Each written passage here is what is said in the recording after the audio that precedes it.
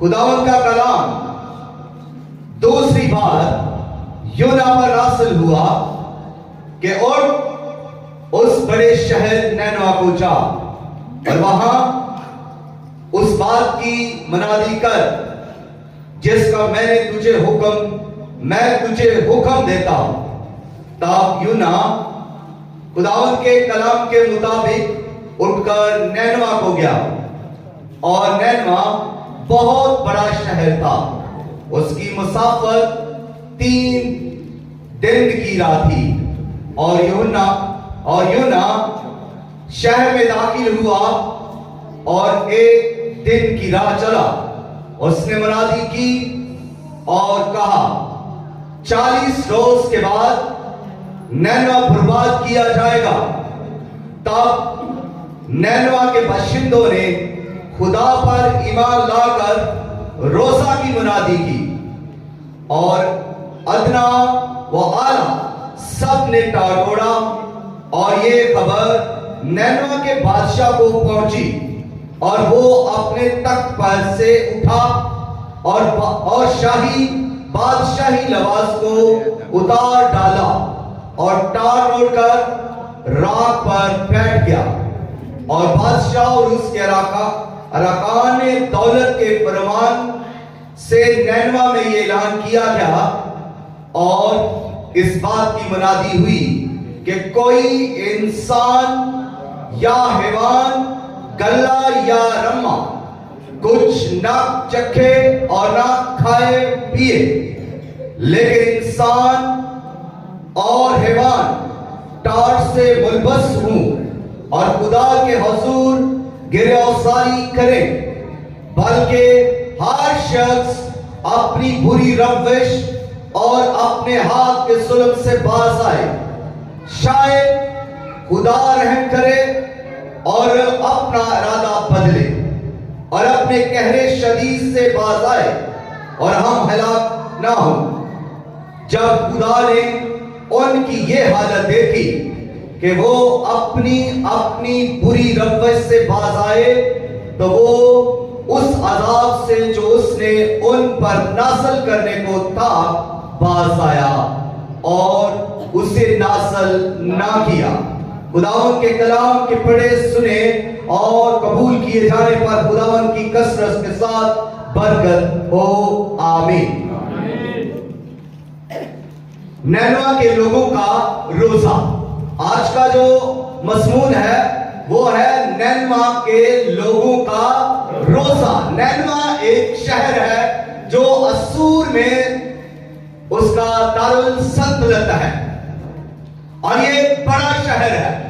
इसमें 120 बच्चे हैं, कम से कम 1,20,000 बच्चे हैं और इसके अलावा औरतें, मर्द और भी जानदार यानी जानवर। ये बड़ा शहर है, बड़ी आबादी है और इस शहर में खुदा अपने नबी को हुक्म देता है कि जाकर मुनादी कर। क्यों मुनादी कर? इसलिए कि इस शहर के अंदर क्या है? बदी आ गई है और ये शहर यरूशलेम यानी फलस्तीन, यरूशलेम से 500 मील और दूसरे लफ्जों में 800 किलोमीटर दूर है। कहां से दूर है ये? यरूशलेम से 800 किलोमीटर दूरी पर है ये नैनवा शहर।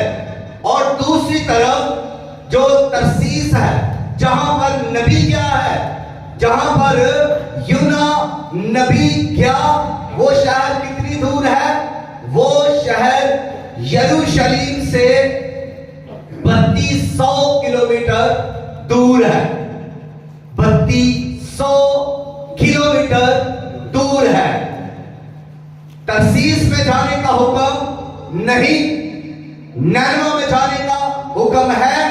नैनवा करीब है और तरसीस दूर है। खुदा नैनवा के लोगों को बचाना चाहता था, इसलिए उसने अपने नबी को भेजा, हुक्म दिया।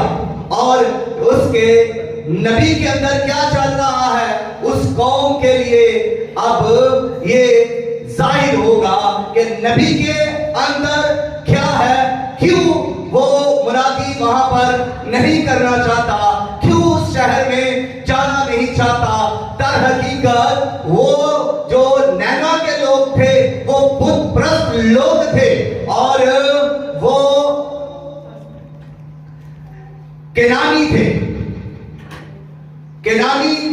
बुत परस्ती करते थे, और इस्राएल के वो दुश्मन थे, और दुश्मनों में खुदा उसको भेज रहा है।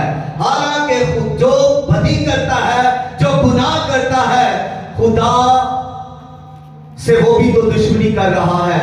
और वो जो गुनाह करता है, क्या खुदा उसको पसंद करता है? ये बुतप्रस्त कौम थी, और खुदा चाहता था कि ये लोग बच जाएं। इसलिए इस नबी को यहां पर खुदा ने जाने का हुक्म दिया, लेकिन ये नबी जिद्दी था, ये नबी सरकश था, खुदा से सरकशी कर बैठा। ये नबी है लेकिन खुदा से दूरी इख्तियार कर बैठा, नाफरमानी कर बैठा, खुदा के हुक्म को नहीं माना। इस पर खुदा का मसा था, इस पर खुदा का रूह था, इस पर खुदा का कलाम था, और इसी मकसद के लिए खुदा ने इसे चुना, लिया, मसा किया, बुलाया और एक किताब इसे दी। ये नबी है, ये खुदा के साथ मंसूब है, इसका तल्लुक, इसका राब्ता खुदा के साथ है। लेकिन ये गुनाहगारों से, दुश्मनों से नफरत करता है, खुदा मोहब्बत करता है, और खुदा इसे हुक्म देता है कि तू इस शहर में जा, क्योंकि ये शहर हिलाक हो रहा है, ये तबाही के दाने पर आ गया है, ये शहर के लोग बदी में उलझे हुए हैं, ये गुनाह पर गुनाह कर रहे हैं, ये ज़िना पर ज़िना कर रहे हैं, ये शराब नोशी कर रहे हैं, इनके अंदर बुराई फैली हुई है, और ये बुराई में मस्त है। इनकी बदी का शोर आसमान तक बुलंद हो रहा है, और खुदा ने इनके गुनाह, इनकी बदी का शोर सुना। खुदा गज़ब में आया, और खुदा इन्हें बर्बाद करना चाहता था, लेकिन तो भी खुदा ने एक मौका इन्हें दिया ताकि ये बदी से बाज आ जाए, गुनाह से बाज आ जाए, बदी को छोड़ दें, अपनी बुरी रंजिशों को छोड़ दें, अपने हाथ के बुरे काम छोड़ दें, दूसरों को सताना छोड़ दें, और बुत परस्ती छोड़कर, आजिज़ होकर, हलीम होकर, फरोतर होकर, खुदा के तालिब होकर खुदा की तरफ मुतवज्जो हो जाए। लेकिन जब खुदा ने ये फैसला कर लिया और नबी से हुक्म किया कि तू नैनवा को जा, ये नाफरमान और सरकश नबी जिसने खुदा की वो बात को ना माना, खुदा के हुक्म की नाफरमानी की, ये तरसीस को क्या, नैनवा मशरक की तरफ है, शमाल मशरक की तरफ, यानी इस कोने पर, और तरसीस जो है वो मगरब की तरफ है, इस कोने पर। वो दूर 3200 किलोमीटर सफर करने के लिए तैयार है, खुदा की हजूरी से जाने के लिए तैयार है, खुदा की कुदरत से अलग होने के लिए तैयार है, लेकिन वो नैनवा में नहीं जाएगा। वो ये मुनादी नहीं करेगा कि कोई शख्स तौबा लाकर बच जाए। और उसने ऐसा ही किया, और उसने तरसीस को जाना पसंद किया। उसने लंबे सफर का रास्ता जो है वो इख्तियार किया, और उसके लिए फिर प्रॉब्लम्स खड़ी हुई। जब वो उस रास्ता पर चल रहा था, और जब वो पहली सफर करके वहां पर जाना चाहता है,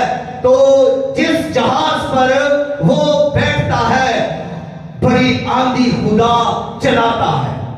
पहली बात जो खुदा ने अब नबी के लिए छोड़ी है वो है आंधी, बड़ी आंधी, तेज आंधी। और इस तेज आंधी के सबब से लहरें उठने लगी। तरातम खेज मौजों ने उस जहाज को घेर लिया और वो मुला जो बुतप्रस्त थे वो घबरा गए।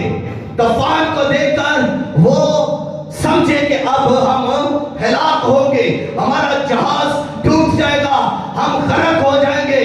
और जब वो ये सब कर रहे हैं तो फिर उनमें से एक सलाह मशवरा के बाद फैसला हुआ कि गुनाह किसने किया है या किसके सबब से ये तूफान आया है। तो उन्होंने आपस में मशवरा करके कुरा डाला कि किसके नाम का ये कुरा निकलता है। और ये कुरा जब उन्होंने डाला तो फिर ये यूना के नाम का निकला, मर्दे खुदा के नाम का ये निकला, इसलिए कि वो नाफरमानी और सरकशी करके हुक्म से भागते हुए दूसरी राह पर जा रहा था। वो नैना को सही दूर नहीं जा रहा था, वो तो खुदा की हजूरी और कुदरत से भी दूर जा रहा था।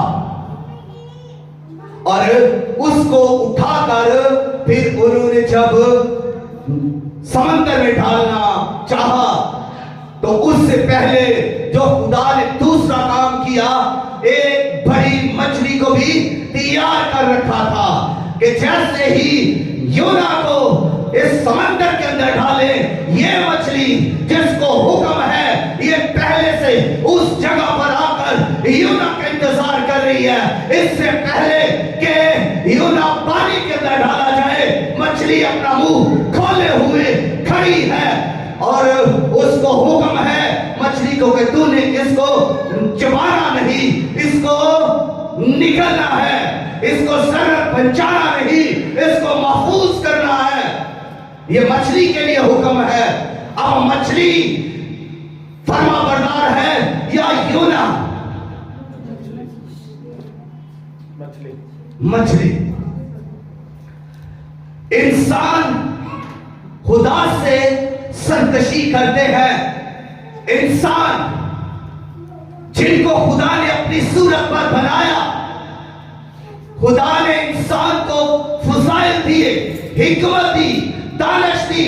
खुदा ने इंसान को बेमिसाल नेमतें दी, अपना बेटा तक बख्श दिया, रूहुल कुद्स से ममूर करता है। खुदा अपना कलाम, अपना सुकन इंसान को दिया, लेकिन इंसान फिर भी गुनाह करता है, फिर भी अपने हाथ के कामों को नहीं छोड़ता, फिर भी शराब नोशी और नशा की आदतें पड़ी हुई है, फिर भी झूठ बोलेंगे और मानेंगे नहीं।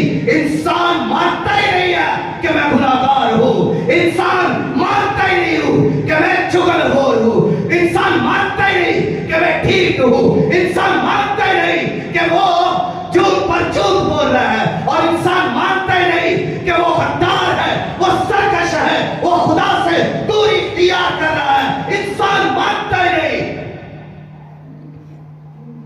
अपनी बुराई को, अपने गुनाह को खुदा जानता है कि इंसान गुनाह कर रहा है, लेकिन इंसान नहीं जानता कि इंसान गुनाह कर रहा है।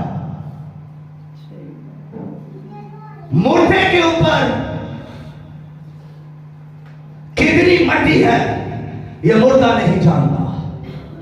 जिस शख्स को आप जो मर गया उसको कब्र के अंदर जब डालते हैं, उसको नहीं पता कि मेरे ऊपर कितने मन मट्टी डाल दी गई है, उसको कुछ इल्म नहीं। आज इंसान जो गुनाह कर रहा है, जो बदी में जी रहा है, जो पानी की तरह इसे पी रहा है और खाने की तरह इस बदी को खा रहा है, वो इंसान जो ठीक और सरकश और खुदा की कुदरत और हुजूरी से भाग रहा है, इस यूना की तरह जानता ही नहीं है अपने गुनाह के बोझ को, कि कितने मन उस पर गुनाह का बोझ आ चुका है। कितने मन, कितने टन गुनाहों के अंदर इंसान दसा हुआ है, किसी को खबर नहीं। और इसी सबब से आज हम अपनों से दूर हैं, लड़ाई झगड़े खत्म नहीं होते। आज इसी वजह से हम खुदा से भी दूर हैं, खुदा की बरकतों से भी दूर हैं। इसी वजह से आज हम गरीब के गरीब ही रह गए हैं, क्योंकि हमने खुदा के कलाम पर कभी ध्यान नहीं किया, इसकी फरमाबरदारी नहीं की। अगर पढ़ लें तो पढ़ने के बाद कभी भी इस पर गौर करके इस पर अमल नहीं किया कि ये हुक्म क्या दे रहा है। यूनान ने भी हुक्म को सुना, कलाम को सुना। हम भी कलाम को सुनते हैं। पादरी साहब अच्छा बोलते हैं, बड़ा मजा आया। पादरी साहब बड़े जोश में थे, बड़े जज्बे से कलाम सुनाया और वाह की तालियां बजाई, चले गए, सब कुछ भूल गए, सब कुछ छोड़ दिया। उस यूना की तरह दूसरी राह को इख्तियार कर लिया। यूना ने भी तो यही किया, हम भी यही कर रहे हैं। खुदा का कलाम आता है, सुनते हैं, मगर अनसुनी कर देते हैं। ये वही कलाम है जो खुदा की तरफ से है। ये वही कलाम है जिसको मैंने आपके सामने पढ़ा है। ये कलाम यूना नबी को दिया गया, ये कलाम आज मुझे और आपको दिया गया है। ये लश्करों का खुदा का कलाम है, ये यहोवा खुदा का कलाम है, ये रब्बे जुल जलाल का कलाम है, ये कदूस व बरहक का कलाम है, ये लासानी खुदा का कलाम है, ये पाक खुदा का पाक कलाम है जो पाक कर देता है। इसी कलाम को छोड़ कर गया था और तरसीस को जा रहा है।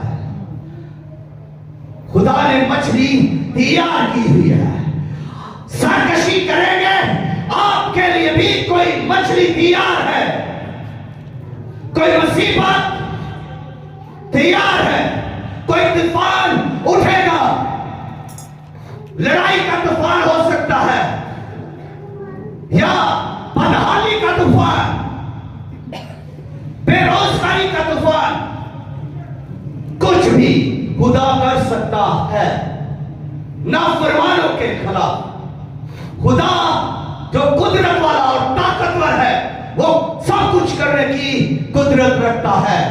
वो कादिर मुत्तकी खुदा ने ये नहीं देखा कि ये तो मेरा नबी है, इसको तो मैंने चुना, मसा किया है, इस पर मेरा कलाम उतरता है, इसे मैं अपना कलाम देकर भेजता हूं।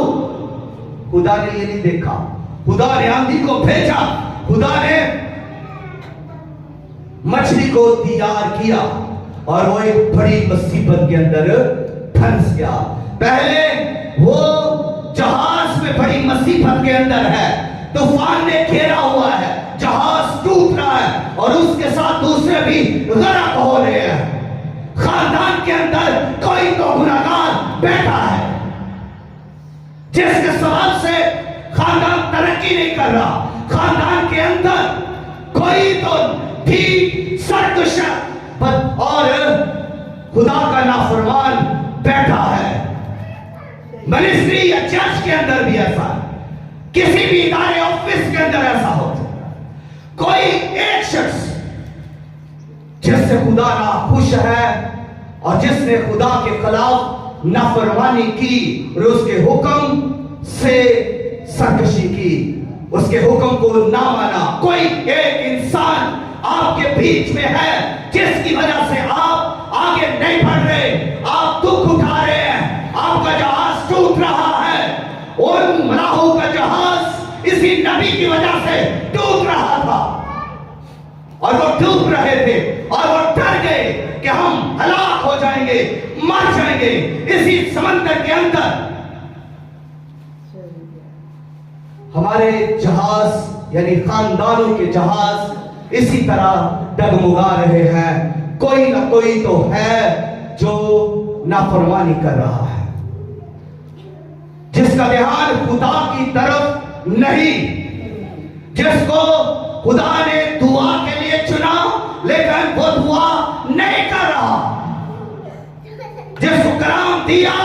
लेकिन वो कर नहीं रहा, जिसको वर्शिप के लिए बुलाया लेकिन वो वर्शिप नहीं कर रहा, और उसी के सबब से तबाही बर्बादी हो रही है। घराना जब बरकत ही नहीं पा रहा तो ये बर्बादी तो है। और इसके बाद जब वो मछली के पेट के अंदर है, मछली ने उसे निकल लिया है, यूना को वो अब कहां पर ले गई? समंदर की तहों के नीचे तक। समंदर के तह के नीचे जो पहाड़ थे उन पहाड़ों तक जब मछली उसे ले गई है, तो यहां पर यूना नबी कहते हैं कि मैं पहाड़ों की तह तक गर्क हो गया। अब इसे पता चल रहा है ये मछली के पेट के अंदर, बाहर से दिखाई नहीं दे रहा, तो भी ये क्या कह रहा है कि मैं पहाड़ों की तह तक गर्क हो गया। जो समंदर की तहें हैं वहां पर पहाड़ हैं, और उन पहाड़ों तक जब मछली उसे लेकर गई है तो ये बात करता है कि मैं इन पहाड़ों तक गर्क हो गया, समंदर की तह तक तबाह हो गया, गर्क हो गया। और अब वो कहता है अब मैं समझा कि खुदा की हजूरी से दूर हो गया हूं। अब उसे होश आ गई है, अब उसे अकल आ गई है, अब उसने मौत को देखा है, अब उसे वो जान गया है कि इस मछली जो मुझे समंदर की तहों के अंदर ले गई है, यहां सिर्फ मेरी मौत है, इसके अलावा कुछ नहीं। ये जान गया है, तब ये खुदा की तरफ रुख करता है। ये सरकश ठीक नबी खुदा की तरफ मुतवज्जो होता है, अपने खुदा की तरफ, अपने मालिक की तरफ, अपने खालिक की तरफ तवज्जो करता है, मुतवज्जो होता है। मछली के पेट में ये दुआ करता है, बोलना शुरू करता है, और इस सारी दुआ के अंदर कहीं पर भी तौबा नहीं, बल्कि सिर्फ शुक्रगुजारी है। इस दुआ के अंदर, मछली के पेट के अंदर, ये नबी यूना नबी शुक्रगुजारी कर रहा है, और अपने किए पर पछेमान भी है कि मुझे ऐसा नहीं करना चाहिए था, मुझे खुदा का हुक्म मानना चाहिए था। अब अपनी बारी आई तो होश आ गई, जब नैनवा के लोग लाखों की तादाद में मर रहे थे, उस वक्त ये नाफरमान हो गया, उन्हें बचाना नहीं चाहता था। अब मछली के पेट में ये दुआ कर रहा है, यानी शुक्रगुजारी से भरी हुई इसकी दुआ है, पशेमानी से भरी हुई इसकी दुआ है। और फिर अगली तीसरी बात जो इसकी दुआ के अंदर है वो है असरे नौ, महसूसियत की दुआ कि अब तू मेरी जान को निकाल यहां से, अब मुझे फिर से हुक्म दे, मसा कर, महसूस कर, मैं नैनवा को जाने के लिए तैयार हूं। अब यहां से ये पूरे अज़म के साथ, पूरी लगन के साथ खुदा की तरफ मुतवज्जो है। अब खुदा तू मुझे जहां भेजेगा मैं जाऊंगा, अब मैं तेरी नाफरमानी नहीं करूंगा। अब इस दुआ के अंदर ये पूरे तौर पर खुदा का तालिब है और खुदा की शुक्रगुजारी कर रहा है, और अब खुदा की ताकत पर ईमान रखता है। अब ये खुदा की ताकत, खुदा की कुदरत, खुदा की हजूरी को मानता है और दुआ करता है। खुदा जो रहीम है, जिसके बारे में ये इकरार करता है कि तू रहीम व करीम है और शफकत करने में गनी है, तो ये मानता है खुदा को कि खुदा रहीम है, खुदा करीम है, खुदा शफकत से भरा हुआ है। तो इसी खुदा ने जो शफकत से भरा हुआ है, उसने उसको वहां से निकाला। मछली को फिर हुक्म हुआ कि इसको बाहर उगले। किनारे पर लाए और उखल दे। वो मछली दोबारा समंदर की तह से ऊपर आई, किनारे पर पहुंचकर उसने उसे बाहर उगला और वो खुशबू पर जा पड़ा। यूना की तौबा यानी यूना का पछतावा, यूना की शुक्रगुजारी ने यूना की जिंदगी को बदल दिया, बख्श दिया खुदा ने उसको। और फिर उसने अपने आप को खुदा के कलाम के लिए दे दिया। फिर दोबारा खुदा उससे कलाम करता है। पहले खुदा ने उसे हुक्म दिया और अब फिर खुदा उसे फिर से वही हुक्म देता है, यानी फिर से उस पर कलाम नाफिज होता है। तीसरे बाब के अंदर खुदा दोबारा उससे कलाम करता है। मछली से 2 बार कलाम किया गया, यूना से भी 2 बार ही कलाम किया गया। और अब यूना फौरन उस शहर नैनवा की तरफ जाता है और नैनवा के अंदर पहुंचकर नैनवा शहर के लोग, नैनवा शहर के लोग जो बदी के असीर थे, गुनाह के गुलाम थे, जो बदी की कुइयों खाइयों में घिरे हुए थे और गुनाहों के जंगलात में दसे हुए थे,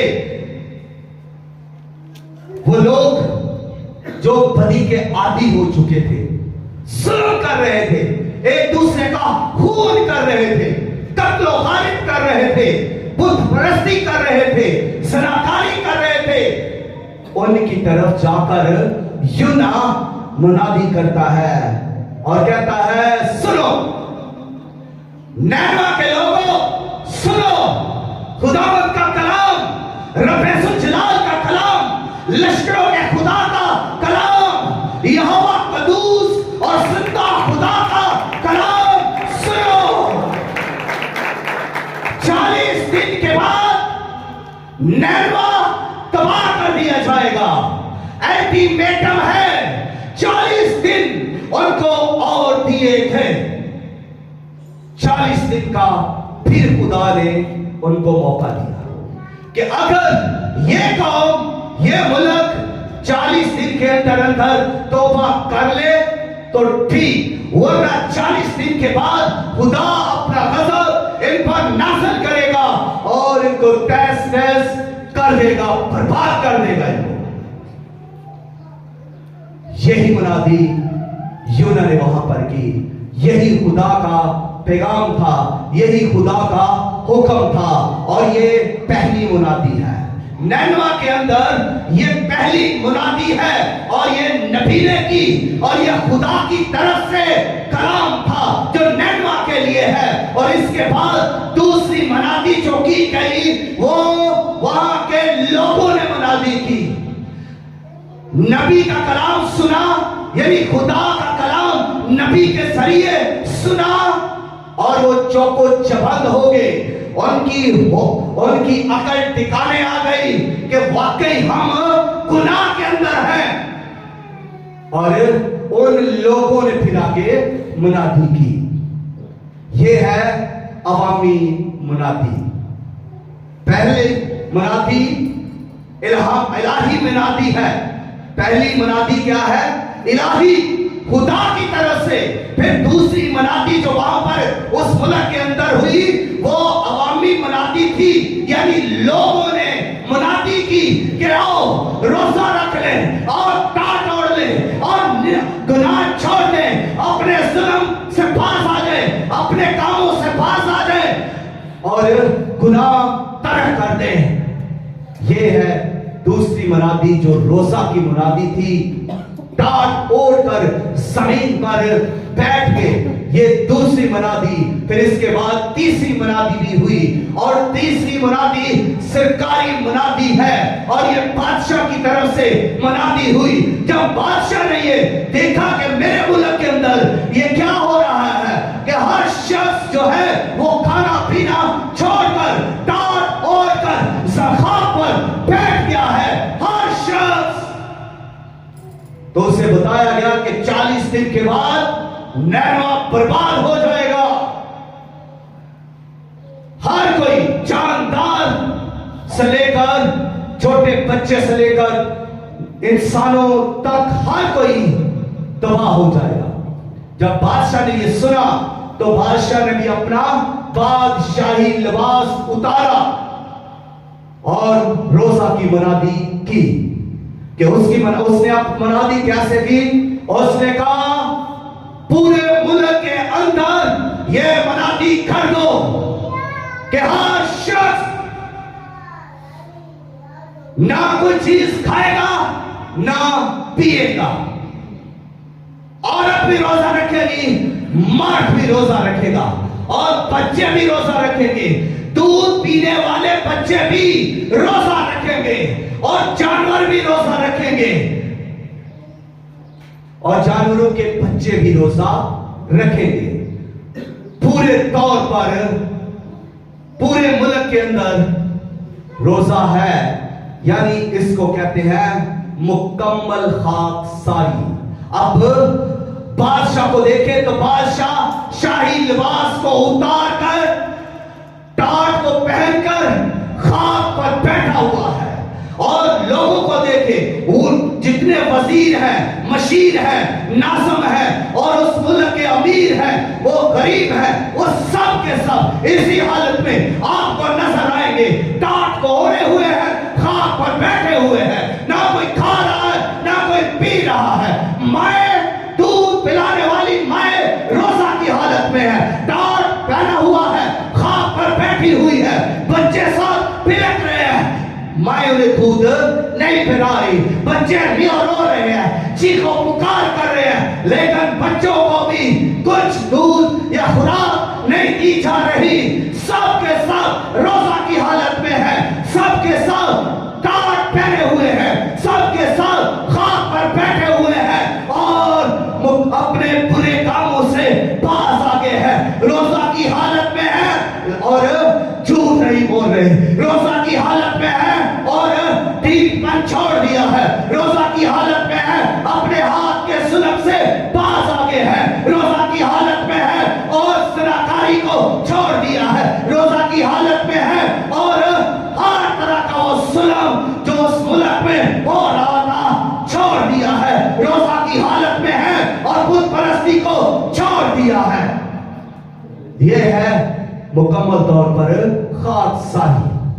सब के सब खाकसार हो गए, झुक के खुदा के आगे वावेला करने लगे, तौबा करने लगे, अपने अपने गुनाहों पर रो रहे हैं, पछता रहे हैं और जिसने कत्ल किया है वो अपने उस गुनाह पर पछता रहा है, जिसने ज़िना किया है वो उस गुनाह पर रो रहा है और जिसने किसी का नाहक ले लिया है वो उस गुनाह पर रो रहा है। वो इस तरह के बेशुमार गुनाह उस कौम के अंदर थे और हर शख्स अपने अपने गुनाहों को याद कर करके रो रहा है रोजा की हालत में और दुख की हालत में। जानों को दुख दिया जा रहा है, साथ अपने गुनाहों से तौबा की जा रही है।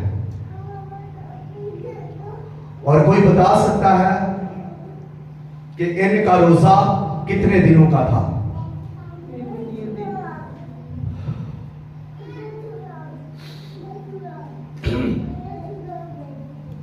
ये आपने कहां से पढ़ा है?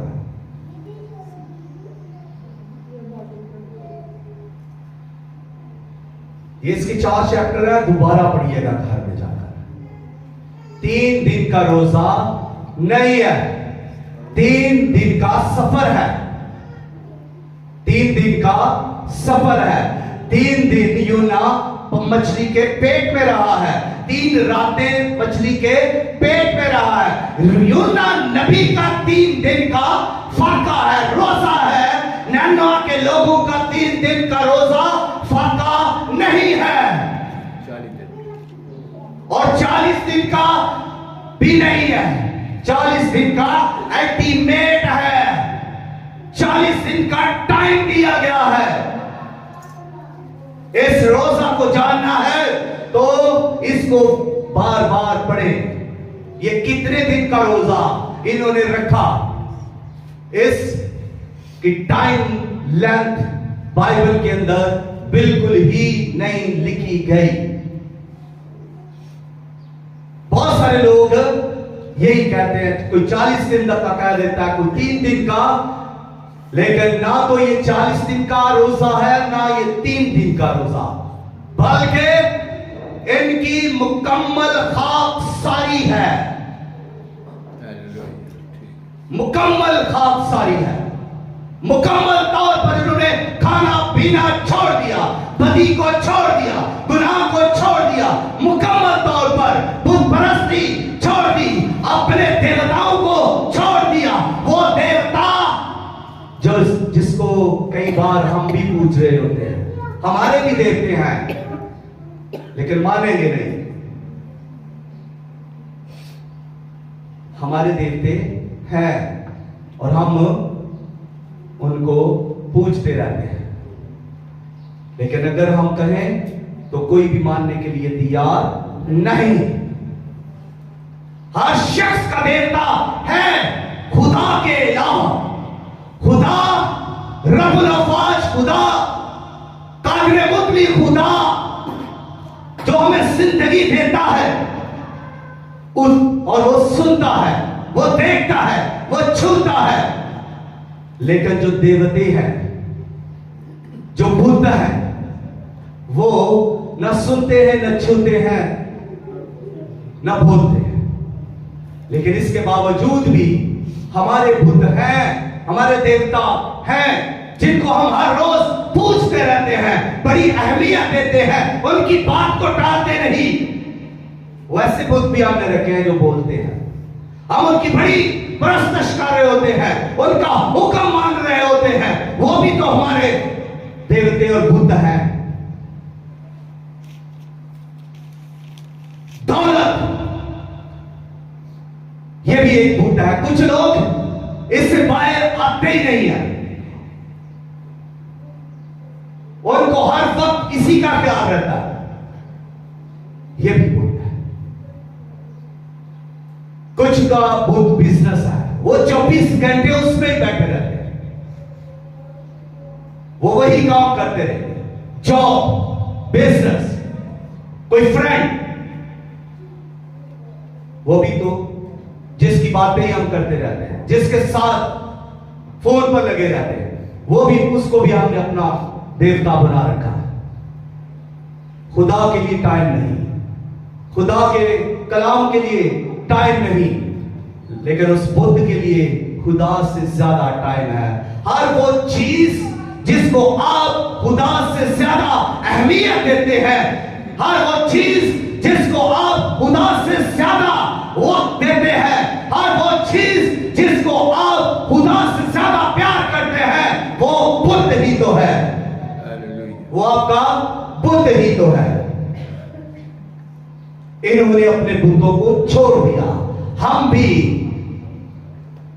लेंट सीजन मनाते हैं, रोजे रखते हैं, लेकिन अपने बुद्धों को नहीं छोड़ते। आजकल सबसे बड़ा बुद्ध हमारा मोबाइल है, जिसको हम सुबह उठते ही सलाम करनी है, पहले नंबर पर व्हाट्सएप देखना है, फेसबुक देखनी है, बीवी पास है उसके चेहरे को नहीं देखना, मरी है कि जिंदा है, अपने बच्चे को नहीं देखना, मर गया है कि जिंदा है, फेसबुक को देखना है, व्हाट्सएप पे क्या मैसेज आया है, यूट्यूब पे क्या है, फौरन सबसे पहले अपने खुद का दीदार करना है। और बाइबल नहीं पढ़नी कि खुदा का पैगाम क्या आया है, आज खुदा का फरमान मेरे लिए क्या है, खुदा का हुक्म आज मेरे लिए क्या है, आज मेरे लिए बरकत क्या है, इसकी तरफ नहीं।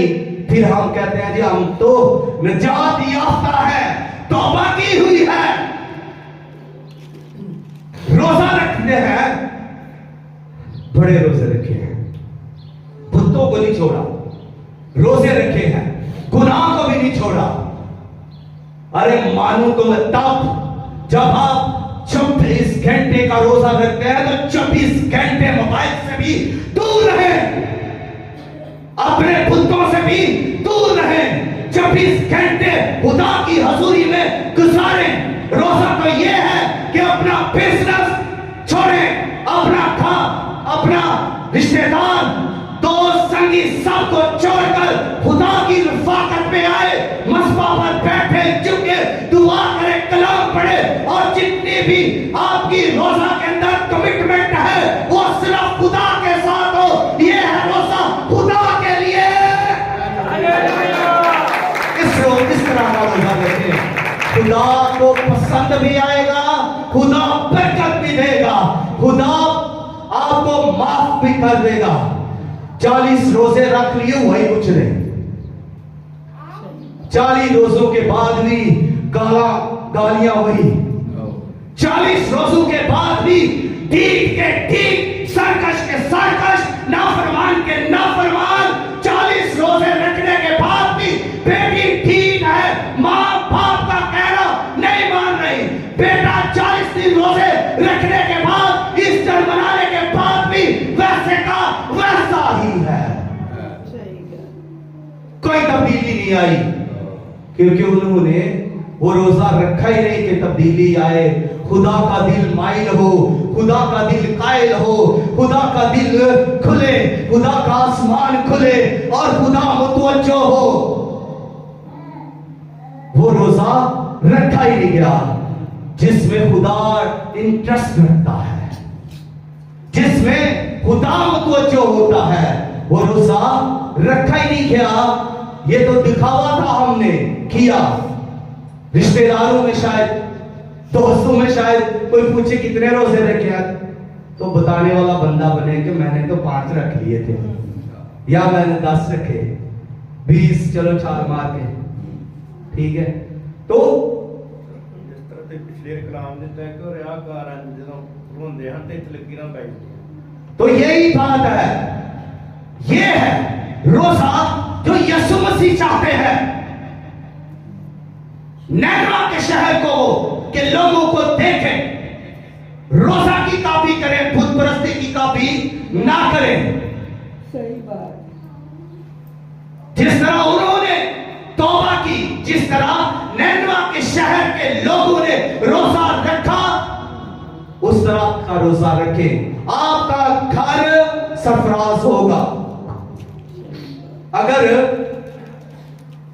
मुझे आप खुदा का खादम समझते हैं या मानते हैं तो मेरी भी बात मान लें कि मैं भी ये खुदा का कलाम लेकर खड़ा हूं, इसी जिंदा खुदा के कलाम की बातें कर रहा हूं जो आपका भी खुदा है। अगर आपके खानदान के अंदर बेटियां या बेटे नाफरमान है, नाकाम है, आगे तरक्की नहीं हो रही खानदान के अंदर, तो फिर कुछ तो करना पड़ेगा। फिर नैनवा को याद करो, नैनवा के लोगों को देखें, जिस तरह उन्होंने खुदावंद के हुजूर गिरफ्तारी की, जिस तरह नैनवा के लोगों ने रोजा रखा, जिस तरह नैनवा के लोगों ने अपने शाही लिबास को, अपने खूबसूरत लिबास को छोड़ दिया और अपने बेड को भी, अपने बादशाह ने अपने कसर को छोड़ दिया। लोगों ने अपने बेड्स जो उनके थे छोड़ दिया, गद्दों पर सोना छोड़ दे, फिर नीचे आ जाए और जमीन पर आप खुदा के साथ वक्त गुजारे, प्रॉस्पेरिटी होगी।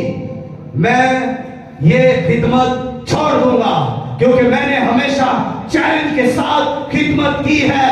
अगर आप में से कोई खानदान मेरे साथ इस चैलेंज को कबूल करता है तो हाथ खड़ा करे, और अगर उसकी जिंदगी में खुदा काम ना करे तो मैं उस खुदा को छोड़ दूंगा। Hallelujah, hallelujah. और मैं ऐसे खुदा की खिदमत भी नहीं करना चाहता जो अपनी कुदरत में नाकाम हो। मैं ऐसे खुदा की खिदमत भी नहीं करना चाहता जो अपने लोगों मेरा खुदा कोई देवता नहीं जो सुन ना सके, जो देख ना सके। अगर आप उस तरह का रोजा रखेंगे और वो खुदा आपको देखेगा, आपके आंसुओं को देखेगा, आपके दिल को मेरा खुदा देखेगा और मेरा खुदा आपको देखेगा। जब आप जमीन पर उसके साथ रफाकत रख रहे हैं, दुआ कर रहे हैं, आपकी दुआ की तहत मेरा खुदा जाएगा और मेरा खुदा कुदरत वाला है, जोरावर है, हालात बदल देता है, रहीम है, करीम है, अजीम है, शफीक है, कदीम है, बराक है, लफ्जानी है, बेमिसाल है और उस जैसा कोई और खुदा है ही नहीं। मौजूद आजम है और हशमत खुदा है। तो जब वो कहता है तो वो करता है, और जब वो दिखाता है तो वो करके दिखाता है। वो आपके साथ वादे जो करता है उसको पूरा करेगा। और आज मैं खुदा का खादम होते हुए आपसे ये खुदा की तरफ से वादा करता हूं, आप आए बाहर, इस चैलेंज को कबूल करें। अगर आप प्रॉस्पेरिटी चाहते हैं, आप बढ़ना चाहते हैं, आप कामयाबी पाना चाहते हैं, आपकी रूहानी जिंदगी में बरकत आएगी।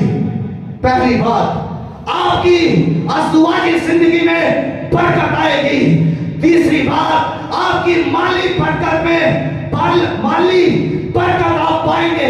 और चौथी बात, आपकी नस्ली बरकत भी मेरा जिंदा खुदा जारी करेगा और आपके बच्चे कभी नाकाम नहीं होंगे। खुदा उनकी हिफाजत करेगा और उन्हें कामयाब करेगा। आप झुकन तो करें, आप इस चैलेंज को एक्सेप्ट करें। पूरी फैमिली रोजा की हालत में आए, एक दिन या 2 दिन या 3 दिन कमिटमेंट करें और उस कमिटमेंट पर आपने पूरा उतरना है। उसके बाद फिर हम खुदा की तरफ मुतवज्जो होंगे, क्योंकि खुदा जो सच्चा है और सच बोलता है तो वो जो कहता है वो करता है, तो वो करेगा। ईमान रखें। और एक शख्स को, एक राइटर बता रहा है जिसके बारे में मैंने पढ़ा, वो ये कहता है कि एक शख्स गरीब जिसके घर में आटा नहीं, उसने वो आटे का जो मटका था जिसमें आटा डालते हैं, उसमें अपना सर डाल दिया और सर उसके अंदर डालकर उसने जिंदा खुदा की वर्शिप की, जिंदा खुदा की हमद की। और उसका ईमान था कि खुदा इस मटके के आटे को भर देगा। ऐसा उसने इसीलिए किया क्योंकि उसका ईमान था। अगर आपका ईमान है तो आप अपने बच्चों के साथ खुदा की हुजूरी में आए। जो बरकतें नहीं वो आएंगी, जो थोड़ी है वो बढ़ जाएगी।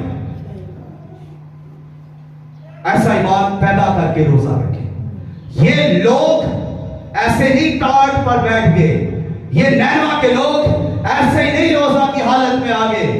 इन्होंने योना की मनादी पर ईमान रखा कि खुदा भाई ऐसा कर सकता है।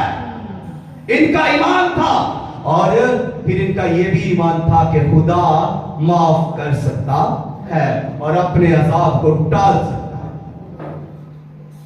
हम भी ऐसा कर सकते हैं। खुदावंद अपने खुदा के हुजूर में आ सकते हैं। लेकिन मैंने जितनी भी स्टडी की है इस हफ्ते में भी, पिछले हफ्ते में भी, रोजे के ऊपर, रोजा बहुत अहम चीज